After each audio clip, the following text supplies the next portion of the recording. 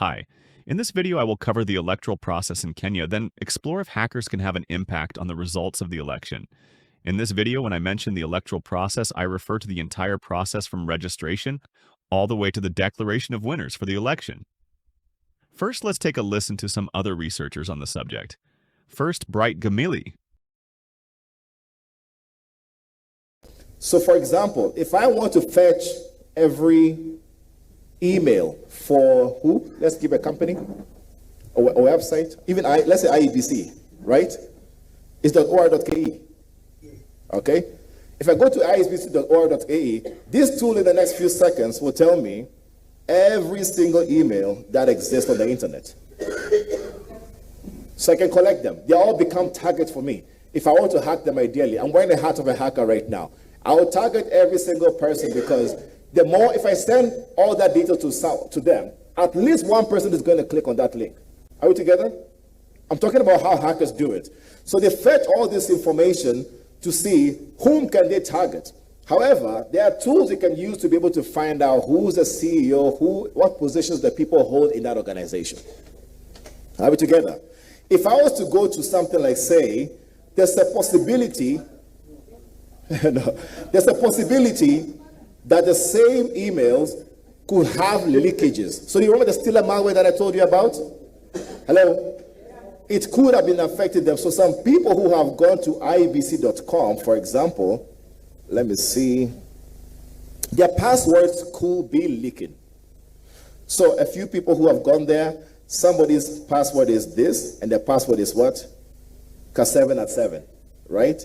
If I go on, we can see a lot more of people whose passwords.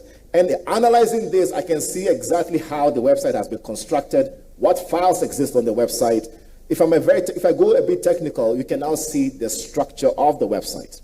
Again, these are basics of things that we get to see. So it's not their fault, it's their computer that they have been using that has been hacked or they have been able to see. So their details here has to be cleaned up from the website.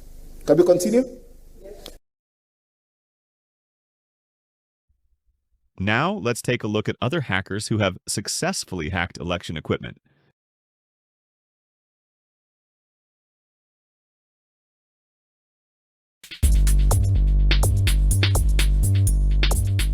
We're loving this one, but most people probably wouldn't. A room full of hackers, all trying to hack into voting machines.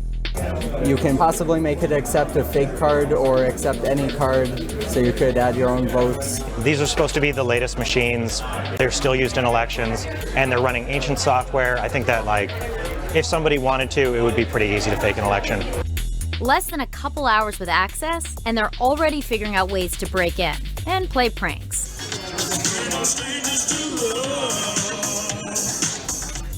But it gets more serious.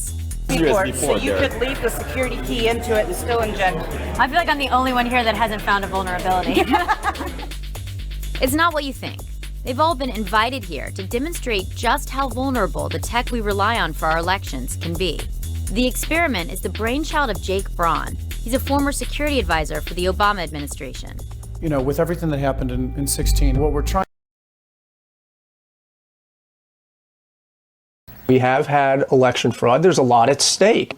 Control of the American government, control of the economy, control of the military. When there's a lot at stake, there's an incentive to fraud. The difference between our history of fraud and computerized fraud is that with computerized fraud, you can set up a program that basically gives you the number of votes you need, switches, deletes, adds, without leaving a trace.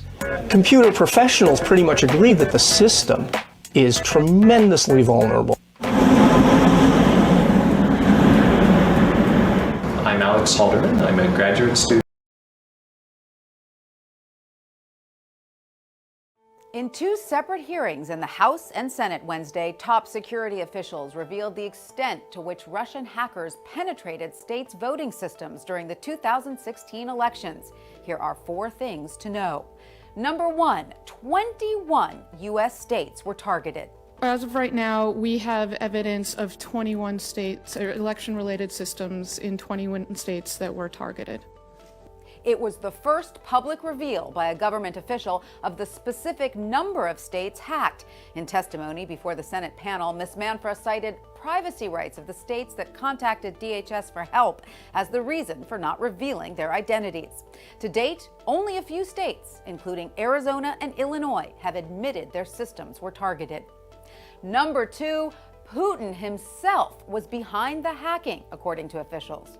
In 2016, the Russian government, at the direction of Vladimir Putin himself, orchestrated cyber attacks on our nation for the purpose of influencing our election. That is a fact, plain and simple. Now, I have also heard it said that the Kenyan elections cannot be hacked as a recount shall be called, and the physical votes counted once again. I want to remind you, election hacking can occur before the process of casting a counting votes.